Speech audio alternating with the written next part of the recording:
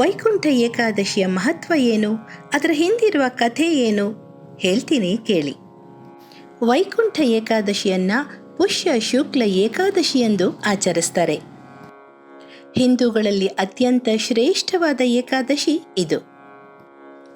ವೈಕುಂಠ ಏಕಾದಶಿಯ ಈ ಒಂದು ದಿನದ ಉಪವಾಸ ಅಶ್ವಮೇಧ ಯಾಗ ಹಾಗೂ ವಾಜಪೇಯ ಯಾಗಕ್ಕೆ ಸಮಾನವಾದದ್ದು ಅಂತ ಧರ್ಮಶಾಸ್ತ್ರಗಳು ಹೇಳುತ್ತವೆ. ಅಂದು ವಿಷ್ಣುವಿನ ವೈಕುಂಠದ ಉತ್ತರ ದ್ವಾರ ತೆರೆದಿರುತ್ತೆ. ವೈಕುಂಠ ಏಕಾದಶಿಯ ಬಗ್ಗೆ ಪದ್ಮ ಪುರಾಣದಲ್ಲಿ ಒಂದು ಕಥೆ ಇದೆ. ಮುರ ಅನ್ನುವ ರಾಕ್ಷಸ ದೇವತೆಗಳಿಗೆ ತುಂಬ ಕಷ್ಟ ಕೊಡ್ತಾ ಇರ್ತಾನೆ. ಆಗ ವಿಷ್ಣು ರಾಕ್ಷಸನ ಸಂಹಾರಕ್ಕೆ ಮುಂದಾಗ್ತಾನೆ. ವಿಷ್ಣುವಿನ ಅಂಶದಿಂದ ಪ್ರಕಟಗೊಂಡ ಹಿಮವತಿ ಅನ್ನುವ ಸ್ತ್ರೀ ದೇವತೆ ಆ ರಾಕ್ಷಸನನ್ನು ಇದೇ ಏಕಾದಶಿ ಎಂದು ಸಂಹಾರ ಮಾಡ್ತಾಳೆ. ಆಗ ವಿಷ್ಣು ಸಂಪ್ರೀತಗೊಂಡು ಏನಾದರೂ ವರವನ್ನು ಕೇಳು ಅಂತ ಆ ದೇವತೆಗೆ ಹೇಳ್ತಾನೆ.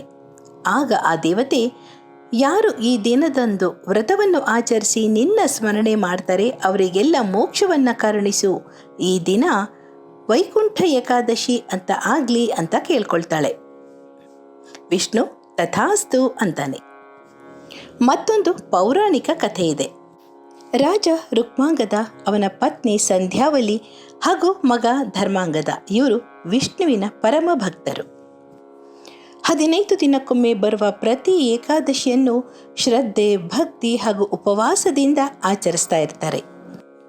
ಹಾಗೆ ರಾಜ ರುಕ್ಮಾಂಗದ ತನ್ನ ಎಲ್ಲ ಪ್ರಜೆಗಳಿಗೂ ಈ ಏಕಾದಶಿಯನ್ನು ಆಚರಿಸುವಂತೆ ಹೇಳಿರ್ತಾನೆ. ಯಥಾ ರಾಜ ತಥಾ ಪ್ರಜಾ ಅನ್ನೋ ಹಾಗೆ ರುಕ್ಮಾಂಗದನ ಎಲ್ಲ ಪ್ರಜೆಗಳು ಧರ್ಮದ ಮಾರ್ಗವನ್ನು ಅನುಸರಿಸ್ತಾ ಇರ್ತಾರೆ. ರುಕ್ಮಾಂಗದನ ದೃಢತೆ ಹಾಗೂ ಭಕ್ತಿಯನ್ನು ಪರೀಕ್ಷೆ ಮಾಡೋಕ್ಕೋಸ್ಕರ ಬ್ರಹ್ಮ ಒಂದ್ಸಲ ಮೋಹಿನಿ ಅನ್ನುವ ಒಂದು ಸುಂದರ ಹುಡುಗಿಯನ್ನು ಸೃಷ್ಟಿ ಮಾಡಿ ರುಕ್ಮಾಂಗದನ ರಾಜ್ಯಕ್ಕೆ ಕಳಿಸ್ಕೊಡ್ತಾನೆ. ಅವಳ ಸೌಂದರ್ಯಕ್ಕೆ ಮಾರು ಹೋಗಿ ರಾಜ ರುಕ್ಮಾಂಗದ ತನ್ನನ್ನು ಮದುವೆ ಆಗು ಅಂತ ಅವಳನ್ನು ಕೇಳ್ತಾನೆ. ಆಗ ಮೋಹಿನಿ ಒಂದು ಷರತ್ತು ಹಾಕ್ತಾಳೆ. ನಾನು ಏನೇ ಕೇಳಿದರೂ ನನ್ನ ಎಲ್ಲ ಆಸೆಗಳನ್ನು ನೀನು ಪೂರೈಸಬೇಕು ಅಂತ. ರಾಜ ರುಕ್ಮಾಂಗದ ನಿನ್ನ ಎಲ್ಲ ಆಸೆಗಳನ್ನು ಪೂರೈಸ್ತೀನಿ ಅಂತ ಮೋಹಿನಿಗೆ ವಚನವನ್ನು ಕೊಡ್ತಾನೆ. ಅವರಿಬ್ಬರು ಮದುವೆ ಆಗ್ತಾರೆ. ವರ್ಷಗಳು ಕಳೆಯುತ್ತವೆ. ಒಮ್ಮೆ ಪುಷ್ಯ ಶುಕ್ಲ ಏಕಾದಶಿಯಂದು ಉಪವಾಸ ವ್ರತವನ್ನು ಕೈಗೊಳ್ಳಬೇಕು ಅಂತ ರಾಜ ರುಕ್ಮಾಂಗದ ಅಂದ್ಕೊಳ್ತಾನೆ. ಆಗ ಮೋಹಿನಿ, ನೀನು ಏಕಾದಶಿ ವ್ರತವನ್ನು ಆಚರಣೆ ಮಾಡಿಕೊಡ್ದು ನನ್ನ ಜೊತೆ ಇರಬೇಕು, ಊಟವನ್ನು ಮಾಡಬೇಕು ಅಂತ ಹೇಳ್ತಾಳೆ. ಹಾಗೆ ನನ್ನ ಎಲ್ಲ ಆಸೆಗಳನ್ನು ನೆರವೇರಿಸ್ತೀನಿ ಅನ್ನುವ ವಚನವನ್ನು ನೀನು ನೀಡಿದೀಯಾ ಅಂತ ಜ್ಞಾಪಕ ಮಾಡ್ತಾಳೆ. ಈ ಏಕಾದಶಿ ವ್ರತವನ್ನು ಬಿಡೋದಕ್ಕಿಂತ ಮರಣವೇ ಲೇಸು ಅಂತ ರಾಜ ರುಕ್ಮಾಂಗದನಿಗೆ ಅನಿಸುತ್ತೆ. ಅವರಿಬ್ಬರ ನಡುವೆ ವಾಗ್ವಾದವು ನಡೆಯುತ್ತೆ. ಕೊನೆಗೆ ಮೋಹಿನಿ, ಆಯಿತು, ನೀನು ಏಕಾದಶಿ ಉಪವಾಸವನ್ನು ಮಾಡು, ಆದರೆ ನೀನು ನೀಡಿದ ಭರವಸೆಯನ್ನು ಈಡೇರಿಸಿಲ್ಲ, ಅದಕ್ಕಾಗಿ ನೀನು ದಂಡವನ್ನು ತರಬೇಕಾಗತ್ತೆ ಅಂತ ಹೇಳ್ತಾಳೆ. ಅವಳ ಮನಸ್ಸಿನಲ್ಲಿ ಏನಿದೆ ಅಂತ ಗೊತ್ತಿಲ್ಲದೆ ರಾಜ ರುಕ್ಮಾಂಗದ ಸಂತೋಷದಿಂದ ನೀನು ಏನು ಹೇಳಿದ್ರೂ ಮಾಡ್ತೀನಿ ಅಂತ ಒಪ್ಕೊಳ್ತಾನೆ. ಆಗ ಮೋಹಿನಿ ಒಂದು ಖಡ್ಗವನ್ನು ತಂದುಕೊಟ್ಟು ನಿನ್ನ ಮಗ ಧರ್ಮಾಂಗದನ ತಲೆಯನ್ನು ಕತ್ತರಿಸು ಅಂತ ಹೇಳ್ತಾಳೆ. ಈ ಮಾತನ್ನು ಕೇಳಿ ರುಕ್ಮಾಂಗದನಿಗೆ ದಿಗ್ಭ್ರಮೆ ಉಂಟಾಗತ್ತೆ. ಆದರೆ ಹೆಸರಿಗೆ ತಕ್ಕಂತೆ ಧರ್ಮಾತ್ಮನಾದ ರುಕ್ಮಾಂಗದನ ಮಗ ಧರ್ಮಾಂಗನು ಏಕಾದಶಿಯ ವ್ರತವನ್ನು ಬಿಡೋದಕ್ಕಿಂತ ಮರಣವೇ ಲೇಸು, ಹರಿಭಕ್ತರಿಗೆ ಏನೂ ಉಂಟಾಗೋದಿಲ್ಲ ಅನ್ನುವ ಆಶ್ವಾಸನೆಯನ್ನು ಕೊಟ್ಟು ಖಡ್ಗದಿಂದ ತನ್ನನ್ನು ಕೊಲ್ಲಲು ಹೇಳ್ತಾನೆ. ದುಃಖದಿಂದ ತನ್ನ ಮಗನನ್ನು ಕೊಲ್ಲಲು ರುಕ್ಮಾಂಗದನು ಖಡ್ಗವನ್ನು ಎತ್ತಿದಾಗ ಶ್ರೀ ವಿಷ್ಣುವು ತನ್ನ ಪತ್ನಿ ಲಕ್ಷ್ಮಿಯೊಂದಿಗೆ ಗರುಡನ ಮೇಲೆ ಕಾಣಿಸ್ಕೊಳ್ತಾನೆ. ಆಗ ಮೋಹಿನಿ ಸುಟ್ಟು ಹೋಗ್ತಾಳೆ. ವಿಷ್ಣು ರುಕ್ಮಾಂಗದನ ಕೈಯಿಂದ ಖಡ್ಗವನ್ನು ತೆಗೆದುಕೊಂಡು ಹೇಳ್ತಾನೆ, ನಿನ್ನ ಭಕ್ತಿ ಹಾಗೂ ದೃಢತೆಯನ್ನು ಪರೀಕ್ಷಿಸುವುದಕ್ಕೋಸ್ಕರ ಈ ರೀತಿ ಮಾಡಿದ್ದು ಅಂತ. ಹಾಗೆ ರುಕ್ಮಾಂಗದ ಹಾಗೂ ಅವನ ಪತ್ನಿ ಸಂಧ್ಯಾವಲಿಗೆ ಮುಕ್ತಿಯನ್ನು ಕೊಡ್ತಾನೆ. ತನ್ನ ಜೊತೆ ವೈಕುಂಠಕ್ಕೆ ಕರ್ಕೊಂಡು ಹೋಗ್ತಾನೆ. ಹಾಗಾಗಿ ಈ ಏಕಾದಶಿಯನ್ನು ವೈಕುಂಠ ಏಕಾದಶಿ ಅಂತ ಕರೀತಾರೆ.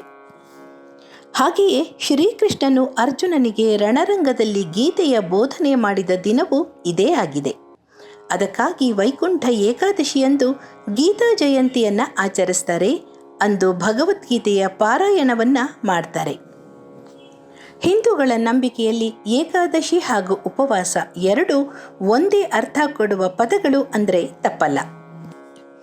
ಆಧ್ಯಾತ್ಮಿಕ ಸಾಧನೆಗಾಗಿ, ಪಾಪಗಳ ಪ್ರಾಯಶ್ಚಿತ್ತಕ್ಕಾಗಿ, ಮನೋವೃತ್ತಿಗಳ ನಿಯಂತ್ರಣಕ್ಕಾಗಿ, ಆತ್ಮ ಸಂಯಮದ ಪ್ರಾಪ್ತಿಗಾಗಿ ಈ ಉಪವಾಸ ವ್ರತ ಸಹಕಾರಿ ಎನ್ನುವುದು ಹಿಂದೂಗಳ ಶ್ರದ್ಧೆಯಾಗಿದೆ.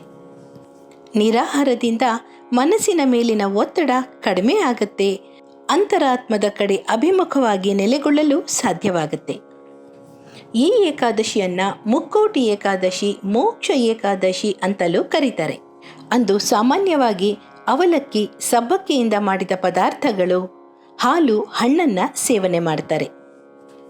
ವೈಕುಂಠ ಏಕಾದಶಿಯಂದು ಅನ್ನ ಸ್ವೀಕಾರ ನಿಷಿದ್ಧ. ದೇಹದ ಆತ್ಮದ ನಿಗ್ರಹಕ್ಕಾಗಿ ಆ ದಿನ ಉಪವಾಸ ಇದ್ದರೆ ತುಂಬ ಒಳ್ಳೆಯದು ಅಂತ ಸಂಪ್ರದಾಯ ಹೇಳುತ್ತೆ. ಎಲ್ಲ ವಿಷ್ಣುವಿನ ದೇವಾಲಯಗಳಲ್ಲಿ ಅಂದರೆ ಶ್ರೀಕೃಷ್ಣ, ನರಸಿಂಹ, ಶ್ರೀನಿವಾಸನ ದೇವಾಲಯಗಳಲ್ಲಿ ವೈಕುಂಠ ಏಕಾದಶಿಯ ದಿನ ವಿಶೇಷ ಪೂಜೆ ಇರುತ್ತೆ.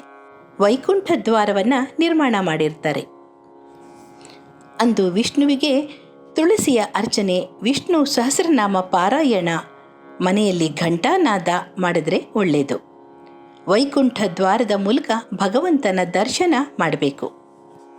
ಈ ದಿನ ಮಾತ್ರ ವೈಕುಂಠದ ಉತ್ತರ ದ್ವಾರ ತೆರೆದಿರುತ್ತೆ ಅಂತಲೂ ಹೇಳ್ತಾರೆ. ವೈಕುಂಠ ದ್ವಾರ ತೆರೆದಿರುವುದರಿಂದ ಈ ದಿನ ಮರಣ ಹೊಂದಿದವರು ನೇರವಾಗಿ ಸ್ವರ್ಗಕ್ಕೆ ಹೋಗ್ತಾರೆ ಅನ್ನೋ ನಂಬಿಕೆ ಇದೆ. ಇಂತಹ ಒಂದು ವಿಶಿಷ್ಟ ದಿನವನ್ನು ಆಚರಿಸೋಣ. ಉತ್ತರ ದ್ವಾರದಿಂದ ವಿಷ್ಣುವಿನ ದರ್ಶನ ಪಡೆದು ಆತನ ಕೃಪೆಗೆ ಪಾತ್ರರಾಗೋಣ. ಆಯುರಾರೋಗ್ಯ ನೆಮ್ಮದಿಯ ಜೀವನವನ್ನು ಪಡೆಯೋಣ.